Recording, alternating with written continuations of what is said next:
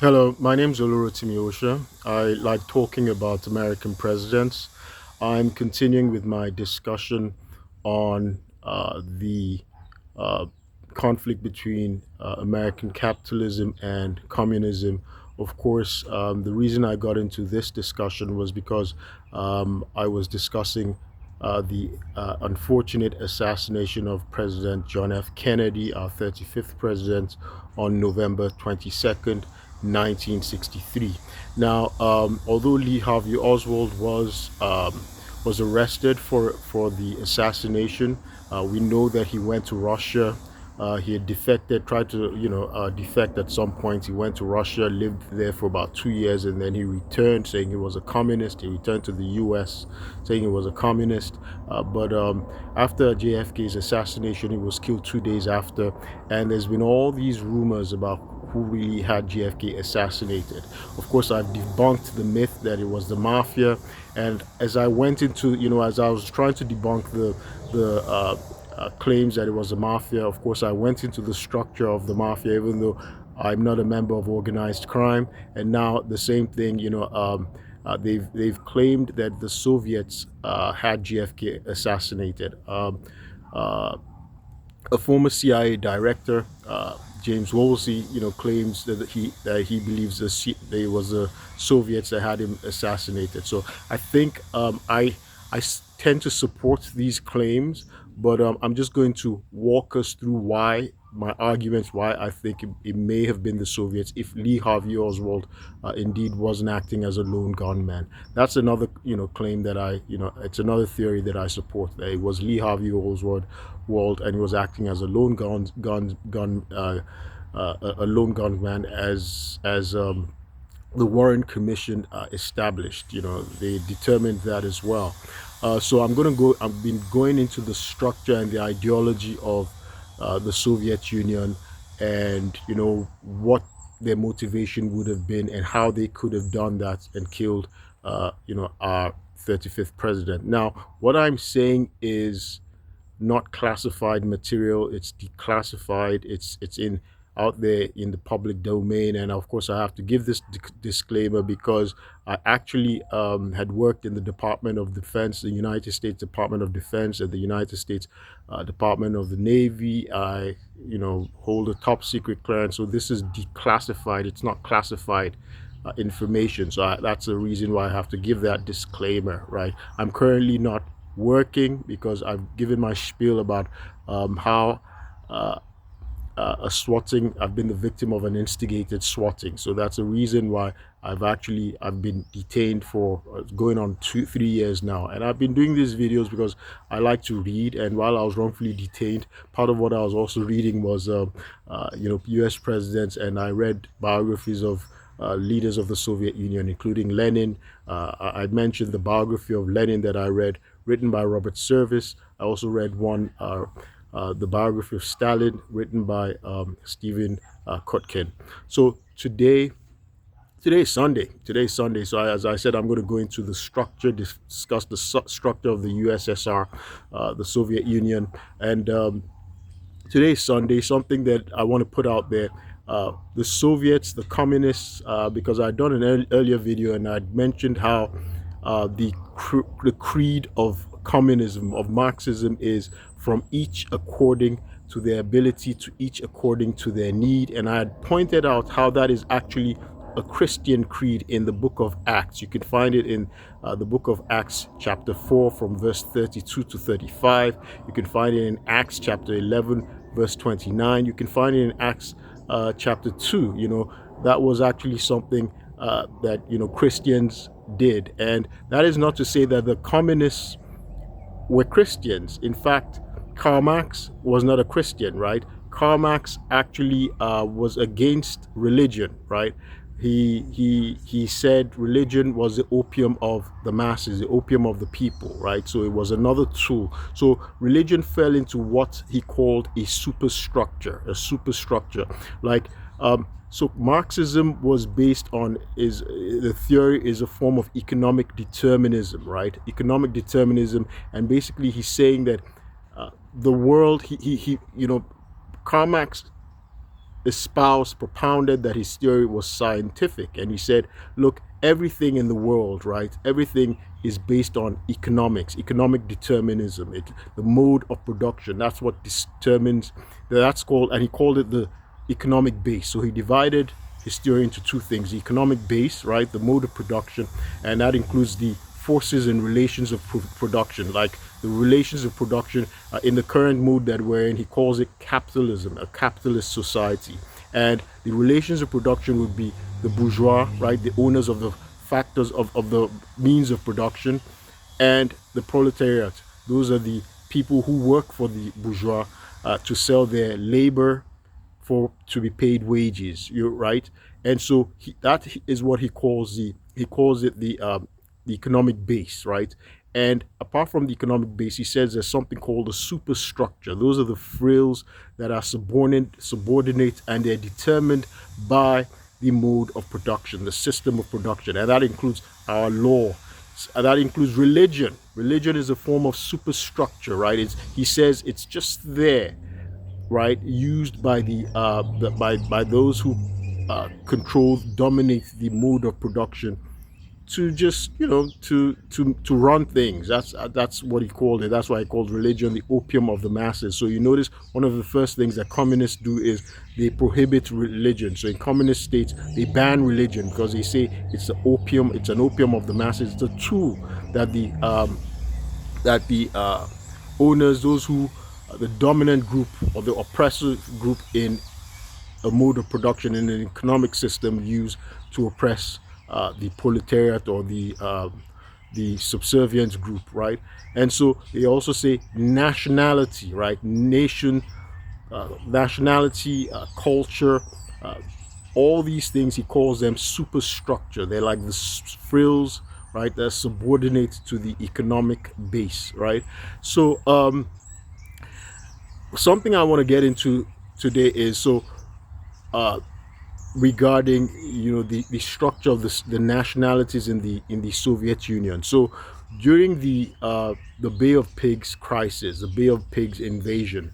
Now, the military establishment, the leaders of the military, many of them actually wanted a full scale military invasion of Cuba, and airstrikes, military airstrikes, which President Kennedy did not authorize. He prevented that, and which was good. The thinking of the military leaders, for instance, General Curtis LeMay, he thought that, well, the Soviets, USSR, would not be committed into fully backing Cuba militarily if the US went in and invaded Cuba fully with our military.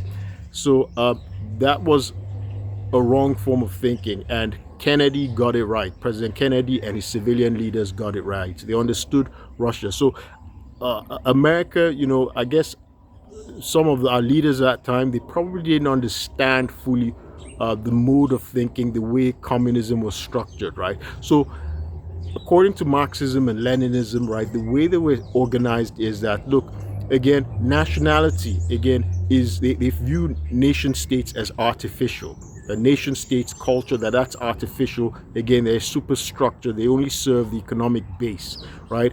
And a way that so that was one of the goals of Marxism, right? Marxism, again, I'm not giving any value judgments. I'm not saying Marxism is good or bad, right? I'm just saying what the theory was, the dogma, right? So one of the goals of Karl Marx and Lenin and Marxism was that there will be this international brotherhood of the proletarian class, and they would do away with the bourgeois class, and eventually they'll lead to a classless state, right? So their goal was to spread communism not just from Russia, as Lenin, right, all over the world. So that's a goal of communism, that there will be the proletariat, the working class will be united all over the world. It doesn't matter what your nationality is or your nation state, because according to Karl Marx, he thinks that he thought that nations, culture, those were artificial constructs, right? Those were artificial, and they were just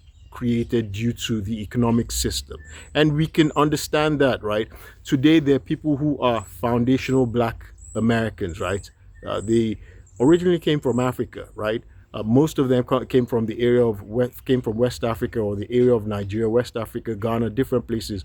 Even Nigeria, that's a new construct, right? The nation state of Nigeria was created in 1914 by a British man, a man who was not Nigerian, right? I'm Nigerian, right? I'm Nigerian. I'm an American citizen, and I'm also Nigerian, and I'm also Yoruba. So you can see that these things. Well, how did these things get created? Let me continue with my example regarding foundational Black Americans, because when I came to America, one of the things that shocked me was when I saw people that I assumed were Nigerians and from my culture. I spoke with them. I found out that they were not Nigerians. They were not Yoruba like me. They were actually Black Americans. So how did people who look like me, who I can identify physically and say, okay, hey, this person is really my tribe, how did he get to be an American and he has no connection whatsoever, or he does, with Nigeria or Yoruba, where I'm from? It was an economic motive, right? So we know the transatlantic slave trade, how Africans were transported to America to be slaves, right? And then, with the 14th Amendment, 13th Amendment, ending slavery, they became Americans, American citizens, right? So you see that's consistent with what Karl Marx was saying, that that look, nationalities, right, are they're artificial and they're determined by economic factors, right? Economic, they serve, they serve the needs of an economic system. So we see that Black Americans today, they just came about as a result of an economic system, right? There was once slavery in America, and then it was banned, and they became American citizens. They're Americans. So that was one of the things that Marxism, was propounding, and Leninism as well. So their goal was to do away with nations, national identities, racism, ethnic identities. They wanted to do away with those things, and so that was why during the Bay of Pigs crisis, right, the Soviets were going to back uh, they're going to back Cuba because they were both communist states. Now, originally in 1917, when the Bolsheviks came into power, right, they were going to try and spread uh, communism globally, internationally. So you have to remember that uh, Karl Marx, right? He was a very brilliant man. So you could see all his thinking. Again, I talked about how he lived in the library. He had all these degrees, and he could synthesize knowledge, right? He could synthesize knowledge and say, okay, this was this, this is how this is really working. And he could propound this theory of things, right? Again, I'm not giving value judgments, right? But he didn't have a blueprint. He just created a theory, but he didn't have an actual template or country that he could say, well, this is how Marxism, socialism, or communism was going to work, right? It was left to Vladimir Lenin. His originally was Vladimir Ulyanov, or he's Vladimir, but he used Lenin as a pen name. We know him in the world, in history, as Vladimir Lenin, and so they executed the first communist revolution that succeeded on a communist state, the Bolshevik Revolution in 1917. So he modified things, right? And so over time, after he died, Stalin succeeded him, Joseph Stalin, right? Stalin, man of steel again. The initial communists, they used a lot of pseudonyms, right? Those were, Stalin was not his real name. Stalin stands for man of steel, because they were outlaws during the Tsarist empire, the Tsarist regime, and so they used to live under assumed names, fake names, nicknames, so they could evade capture, right? So Stalin took over. Yeah, he had been general secretary. He took over and he changed a lot of the dogma, right? So because they had to endure a civil war, right? Initially, they had to endure a civil war. It was in Russia. It was with the fall of the Tsarist regime that they had overthrown. It was a war between the whites, they were called the White Army, and the Red Army. The white, so you could just see it as a war between the status quo and the communist revolutionaries. The Red Army represented the communist revolutionaries, and they won, right? And so, but they became isolated, and there were these constant wars because Europe was trying to, check them, right? And the international powers. Eventually, when Stalin was the leader of the state, Stalin then changed things, he modified things, and then he now made it communism in one country, right? The USSR. And I'm going to get into the idea of the USSR because it's also relevant now because we see this conflict between Ukraine and Russia. It's ongoing in our present times. So he now restricted communism to the USSR, right? And so he was no longer going with what Trotsky, right? I mentioned Trotsky. Leo Trotsky didn't want centralization, like, or authoritarian dictatorship the way Stalin established it, right? He didn't. The USSR, communism in Russia became the dictatorship of one person, Stalin, Joseph Stalin, instead of the dictatorship of the proletariat, right? And the Soviets interna- internalization of the proletariat the way it was supposed to be planned, right? And they wanted to, of course, overthrow the bourgeois, the capitalism, end it, create a stateless society. Imagine that, a stateless society, a classless society. That was what their ideals, their utopian or whatever ideals were, their dogma. But Stalin changed that. Instead, he now created this autocratic state. He created autarky. Or remember, autarky is self-government. The idea is self-sufficiency of a country, of a state, where they don't have, they can do without imports.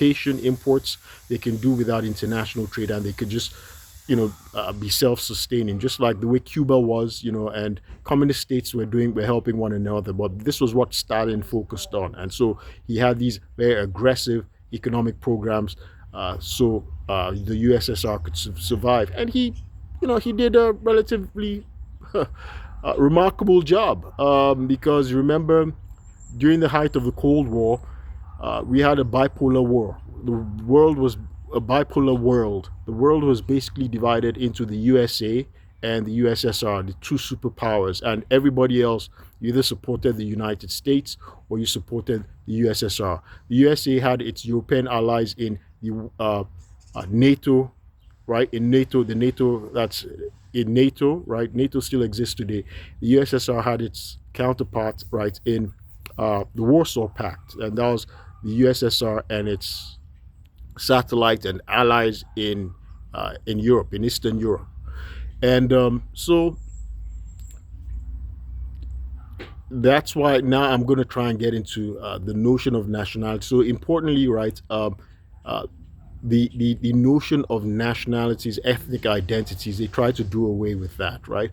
But however, the reality is that the Tsarist Russia, right, before the Soviet empire came about, was multi-ethnic. It had many different nationalities. I think roughly um, they say Russians were probably about 50%, Ukrainians were about 20%. So the combination Russians and Ukrainians were probably about 72, 74% in the Tsarist Russian Empire. And in the USSR as well, this remained consistent. And the other ethnic identities, about 25%, were other groups, right? They included many other groups. Armenians were a minority. There were many. Joseph Stalin himself was from Georgia, right? He wasn't Russian. He was from Georgia. There were, many different groups as well. There were Jewish people. By the way, um, I've been very, very fortunate. This is just something, this is a sidebar that I wanted to quickly mention because I remember I did an earlier video and I mentioned, um, uh, you know, Jewish people, how there was some kind of misnomer and anti Semitism in America that wanted to identify, label communism as, with Jewish people in America, something that's extremely very dangerous in the world, I'm normally terrified or scared, or the people I find the most dangerous and I'm normally very resistant to are stupid people, because stupid people act on disinformation or information and they can kill because of it, right? They're misled easily. And so, hey, I like people who want to go and find out information, who question things. That's how I operate. I read, I go and question things. I just don't assume things. So my goal here, when I'm discussing this, I can make mistakes, but I try and go and do my research and say the right things. If I make a mistake, I'll correct myself. So um, Russia, the Tsarist Empire, had about 70%, 72 to 74% Russians and Ukrainians. Others were consisted of Jewish people. Now, the largest population of Jewish people, right, in the world were actually in the Tsarist Russian Empire, right? They were in an area called Cherta. I hope I'm saying it right. Cherta Osied Losti. Cherta Osied uh, Osied Losti. It's actually it basically means pale of settlement. It included areas of Poland, different areas in the Russian Empire. Poland was also part of the Russian Empire at various times.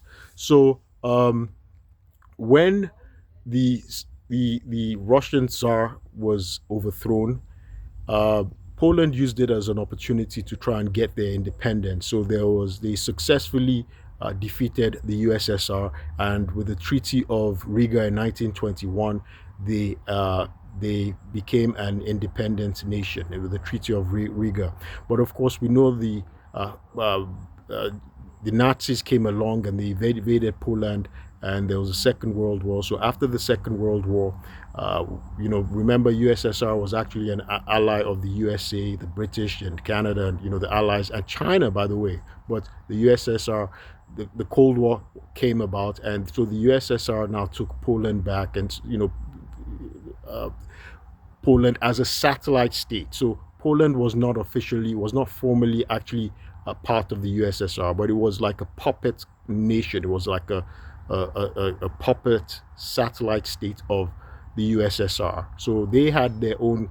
It was a sovereign state. It was a part of the United Nations. It was a member nation of the Warsaw Pact, but it was a satellite state. So it was not formally incorporated in the USSR. So let me actually use this opportunity to explain how the USSR. So the USSR was made up of 15 independent republics, right? They were not independent, right? They were 15 different republics. They included Ukraine, Azerbaijan, Turkmenistan, uh, Estonia, Armenia.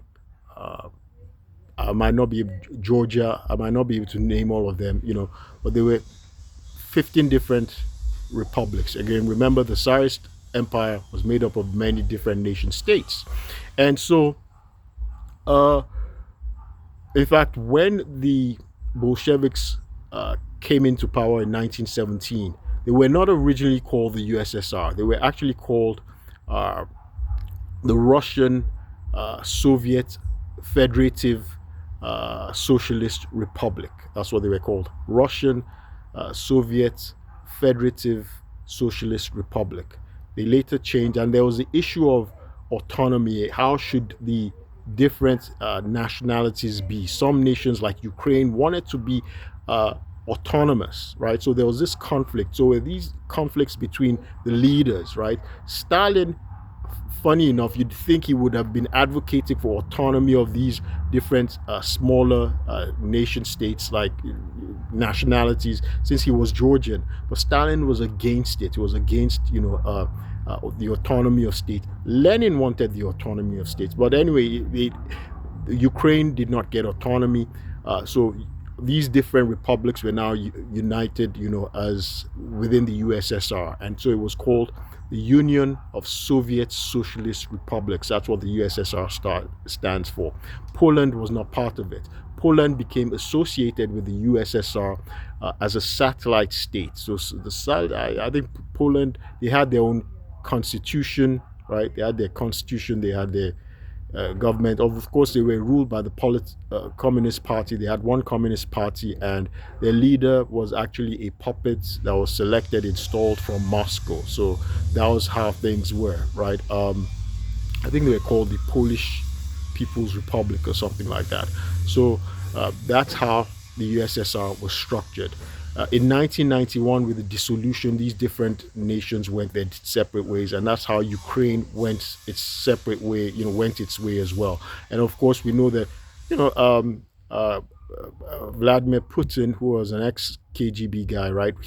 He's sort of been wanting to reestablish that uh, puppet relationship where the USSR had a puppet in Poland, for instance. Even Poland was ostensibly uh, an independent nation, but it was run by the Communist Party, and it was Moscow, it was the USSR that actually picked their leader, and they had to toe the party line. They had to do everything that USSR told them to do, right? So they were not really independent. They were, sort of dependent on the USSR, right? They were just outwardly, nominally an independent nation, right? So that's how the USSR was. Uh, Again, so there were many different nationalities in Soviet Russia, all right. And I mentioned how there was a pale of settlement.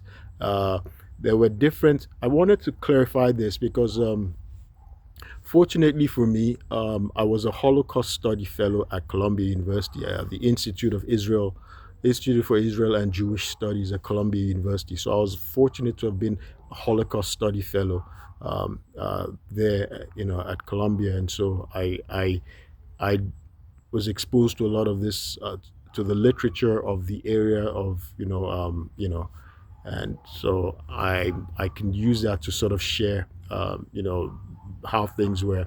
So the in prior to the Bolshevik Revolution, right? I mentioned that there were many different groups, parties, communist groups that were against uh, uh, the Tsarist empire, the Tsarist regime, right? The junta of the Tsar. The Tsar is the emperor of Russia, right?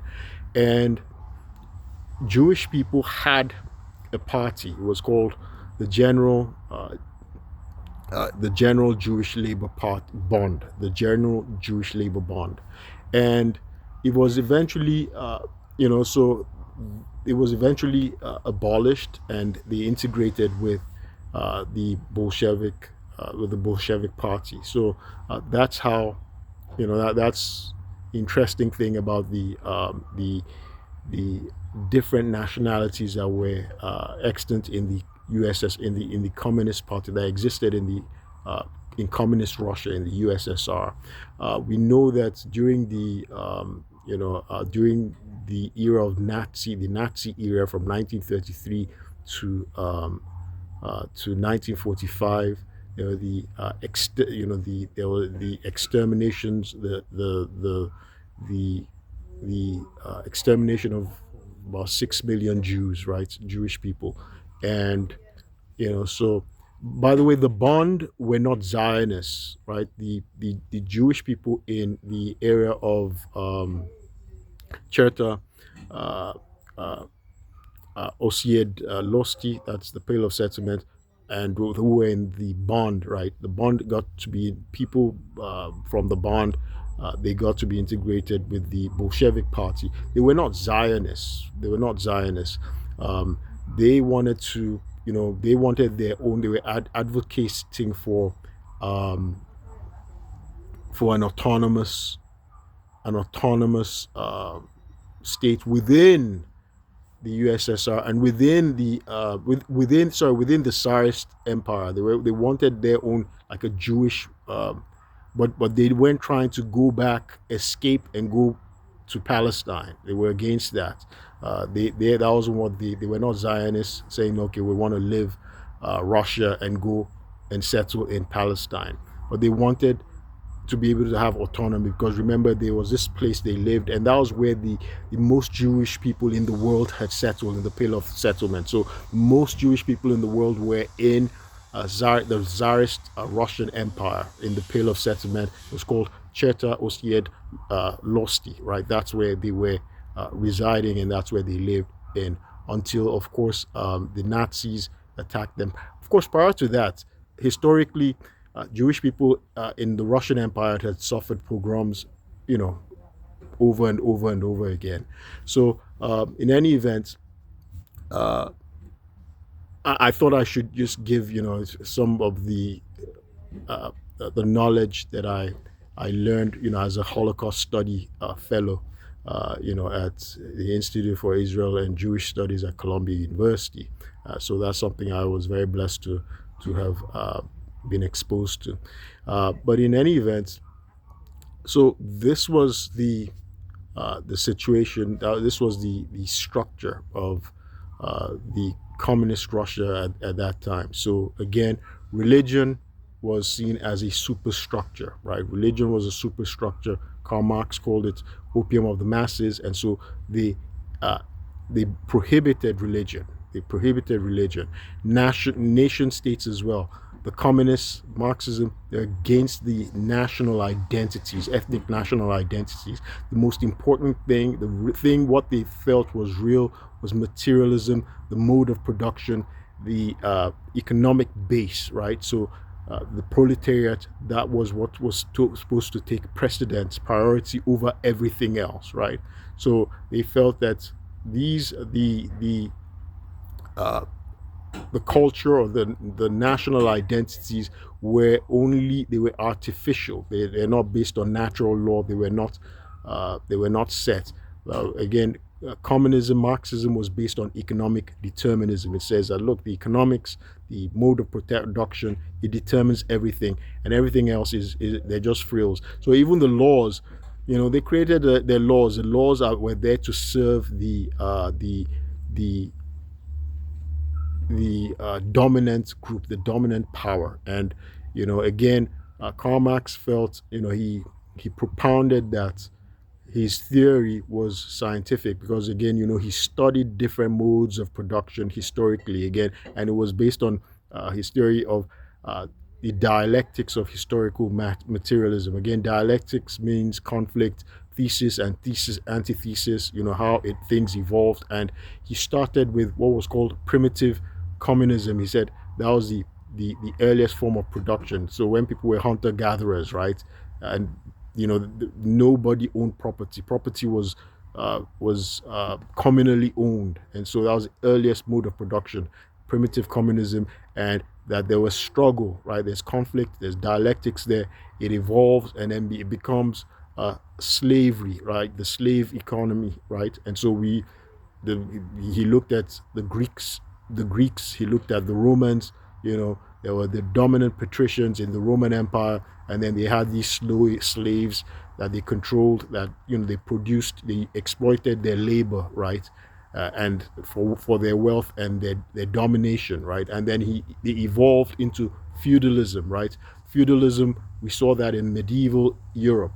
We see feudalism in the Tsarist Russian Empire, where they have the lords, the aristocrats, the lords, the kings, the monarchs, the church, the aristocrats, and then they have the peasants. In Russia, they had the lords and they had the serfs. And then it evolved into they had in the in Marx's era, in our era, the capitalist society. And so he says that when capitalism is ripe and reaches its most advanced stage, right, there will be just the bourgeois, right, will be controlling the tools, the means of production, and the proletariat will have nothing but their labor, and their humanity will be stripped from them, and they'd have no option but to revolt, to execute a revolution and do away with the bourgeois, because all they have is their wage, and it just that they're only living to work for the bourgeois, because they can't afford anything. They can't afford anything else. They're selling their labor for wages, marginal wages, and they're not getting the fair value, because the bourgeois is trying to make profits off.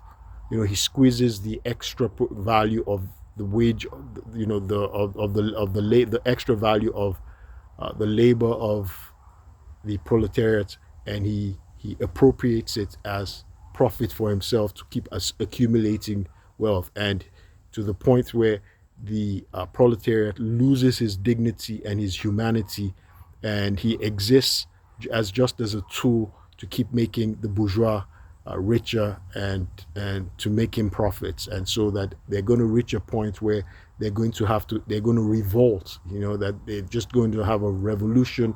Of course, again, that's some kind of exaggerated liberty. And so to caution, to watch that, Lenin came along and said, look, they need this bourgeois intelligentsia that has to direct the forces of the masses, right? They have to direct the forces of the masses, because um, Karl Marx had propounded that the revolution uh, would be spontaneous, right? You saw just how it was spontaneous. The French Revolution was spontaneous. The peasants just went one day, and it was just wild. But you see how it resulted in anarchy, right? And they were just there was classicide. Yeah, uh, what's his name? Karl Marx. He propounds some kind of classicide would exist. With the destruction of the bourgeois, right? The elimination of the bourgeois class, so that there will be a property-less society, there will be a class-less society. But Lenin, who was also very brilliant himself, he thought that, but he was cruel. The things that they did, he propounded that they needed an intelligentsia that can direct the forces and the energies of the of the proletariat and the peasants in a form of government. And he called it would have to be dictatorial. It was authoritarian, and they would be representing, serve as proxy for the peasants. And it was supposed to be temporary. The objective of Marxism was that, look, there would eventually be a stateless society. There will be no need for governments. There will be, the proletariat would just run themselves. And because he felt that, and this was what Lenin came up with later on. He said, look, the actual height of capitalism was imperialism, where countries are now enslaving other countries. They're creating colonies, and they're trying to exploit the resources and wealth of other ethnic identities and other nations. Again, remember that the Marxists, the communists, they said, look, national identities was just a construct that served uh, the the the economic base, right? It was just a superstructure, and it was not. They prioritized the proletariat, the the uh, the uh, the relations of production. That was more important. That was more significant. Um, this video is quite long, and so I hope I've been able to just mention the main features that I wanted to talk about. The superstructure, which included, religion. The communists, they did away with religion. They prohibited religion because Karl Marx called it opium of the masses.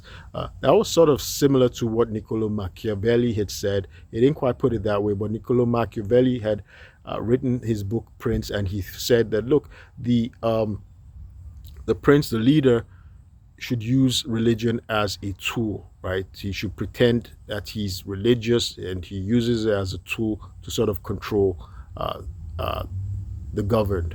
And we see sort of like in when we look at old ancient Rome, the Roman Empire, right? Uh, the early Christians were initially persecuted, right? The early Christians were actually Jewish people. So Christianity was a sect within Judaism, right? Jesus Christ was Jewish, and all his disciples were Jewish, right? They were persecuted initially because they were within the Roman Empire, right? They were persecuted within the Roman Empire. We know Jesus was crucified by the Romans. His disciples, a majority of them were crucified as well, or fed to lions and things like that. And so the early Christians were persecuted Jewish people, right? But until a Roman emperor, Constantine, would adopt Christianity as the state religion, and so they now had a special existence, within the Roman Empire, and Christianity became the official religion of the Roman state, and it became powerful, right? And so we see how a Roman Empire emperor was able to use Christianity as a tool, because they said, he noticed that Christians were the most well-behaved citizens. You slap them one cheek, they turn the other cheek, and he said, "Wow, these are easy people to govern." And so he wanted his his subjects to be tame, because Christians were that way. And so you see, that was an emperor using religion as a tool, right? Because they were meek. Christians were meek, easy to govern. And so you see, that's what Karl Marx is saying, that, hey, religion is kind of like the opium of the masses, right? But in his the way he said it, the opium of the people, they'd look for the pie in the sky, they'd look for their rewards in another life, instead of focusing and allowing the dominant class, in this case maybe the capitalists, to exploit their labor so he could make profits, instead of seeking his own material progress in this current life. And so communists, Marxists, they prohibit religion. They do away with religion. So, and I've also talked about, national identities also within Marxism, that it was just a superstructure as well, right? They try to do away with it and focus on the international brotherhood of the working class, the proletariat. And so that's why you see, during the Bay of Pigs invasion, it looked like the U.S. military leaders, one of them being General Curtis LeMay, they didn't understand why the USSR would support Cuba, Fidel Castro, since they were two different countries. Thought that the support would be nominal, that they wouldn't go all out and invest in countering any U.S. invasion. He was wrong. Kennedy was right, and Kennedy, he withdrew the will. He prevented U.S. military invasion because he anticipated that the USSR would actually respond militarily, and they'd be locked into a nuclear war. The perhaps the military brass thought that the U.S. would defeat the Soviet Union at that time if there was a nuclear war. Who knows? So that's the structure. That's how things were, and I'll do more videos. I hope I've been able to just explain how the superstructure existed within the USSR, and I'll get into how the police states came up, then the surveillance state, and then the counter KGB, the KGB CIA wars, which may have led to the assassination of President John F. Kennedy. My name is Olurotimi Osha. I like talking about U.S. presidents, and I also draw attention to color of law violations, pivoting on subordination of perjury and fraud on the court, which I've been experiencing in Montgomery County, Maryland, since I was swatted on May 16, 2023 in my home. I was not committing any crime. There was no probable cause. Montgomery County police officers and a SWAT team, they committed police misconduct. There's been prosecutorial misconduct and judicial misconduct by Judge James Bonifant of Montgomery County Circuit Court. My rights have been violated. My Fourth Amendment rights, my 14th Amendment, equal protection and due process of law rights have been violated. My Sixth Amendment rights have been violated. My right to a speedy trial, my Sixth Amendment rights have been violated. I've not had a trial, and my due process rights were violated when the judge said he wanted me to lose my job. I had a federal government job at the Pentagon. He said he wanted me to lose it, and of course I've lost that job. I haven't worked in. He had placed me under house arrest, right, illegally. So acting like a Soviet, or an autocratic states, just the way the USSR was operating in an authoritarian fashion. So this is how Judge Bonifant has abused his office, and the state attorney's office run by John McCarthy. They've abused the state attorney's office to violate my rights in order to obstruct justice. I had reported fraud and misconduct in the Department of Defense and Department of the Navy. There were ongoing investigations, but the state attorney's office and Maryland's criminal justice system allowed itself to be co-opted by rogue agents of the Department of Defense and Department of Navy as subalterns. And of course, they used a fabulist called Jide Wari. He's a Howard University professor. They used him to commit perjury and fabricate an emergency evaluation petition and manufacture a false emergency that led to my swatting, in which I was assaulted in my home, besieged by Montgomery County Police and a SWAT team. I was injured and almost killed. I was tased multiple times. Until today, I haven't had my day in court. I'll keep you posted. I'm seeking justice. I'll keep you posted. Thank you.